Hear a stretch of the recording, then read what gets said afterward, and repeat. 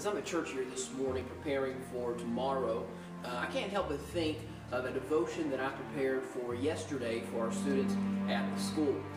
We look at the book of Psalms, chapter number 1, and we find a recipe or a pattern for how a man can become a blessed man and how the blessed man became who he is. And of course, we know the second half of that chapter contrasts that and talks about the ungodly. As I look at that passage, though, and as we looked at it yesterday, and I want to share with you today, we find here in verse number 3, and he shall be like a tree planted by the rivers of water. Now, I'm no botanist or arborist, but there are two things that I know are very vital for a tree to become a strong, thriving, surviving tree, and for it to keep from dying, or for it to keep from having a weak or fragile life. The first thing is the soil that is around the tree is extremely important. If there's good soil, the tree will thrive and the tree will grow. If it's poor soil, the tree will live, but the tree will have a tough time living. It'll struggle and it'll have to fight to make it. And then if it's in poor soil, we know that it'll probably die, it'll probably shrivel up and cease to exist, or at the minimum, barely cling to life. The second thing that's extremely important for a tree's life is nutrition. What the minerals that it gets and draws from the sources that it pulls from, the nutrients that it receives, is what helps that tree to become a strong, thriving tree. Here in this passage in Psalms chapter number 1, we find those same two exact ingredients for a man to become a blessed man or a successful Christian. He has to have those two same ingredients. Number 1, in verse number 1, we find, what does the blessed man surround himself with? You know, I believe it's extremely important who we spend our time around and the things that we surround ourselves with.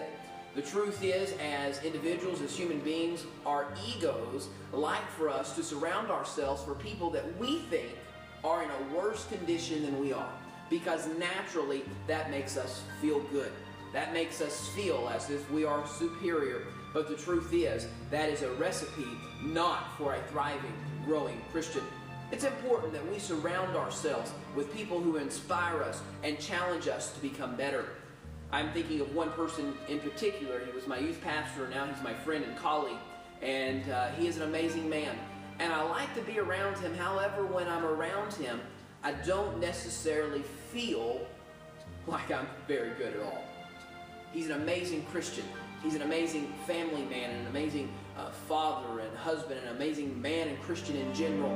And he challenges me. When I'm around him, he challenges me to become better. Just by observing him, I can see areas in which I need to improve. And I believe it's important that we do surround ourselves with stuff that challenges us. I like to read, but I'm not one of these people who like to read books that make me feel good. I like to read books that challenge me. And I think it's important that if we're going to be strong and thriving in our Christian life, we have to surround ourselves not with people who make us feel good, but with people who challenge us to become more like Christ. The second ingredient we find in the blessed man's life is his nutrition. In verse number 2, he meditates in the law of the Lord. I think of Joshua from the book of Joshua, who I believe was one of the greatest leaders, and he had the blessing of God on his life. The reason why is because he meditated in the book day and night. Where do you draw your nutrition from? Do you get in the Word of God so you have spiritual nutrition? Or is your spiritual life dwindling? Is your spiritual life beginning to shrivel up and die? Why? Because you're not giving it the nutrition. Oh boy, what a lesson here in Psalms chapter 1 that God gives to us. If we're going to be strong, if we're going to be thriving in our Christian life, we have to look at what we surround ourselves with, who we surround ourselves with, and also, are we getting enough nutrition? I hope that I can become a blessed man. I hope you have the same goal. And we find here the two sources that can help us become a blessed man.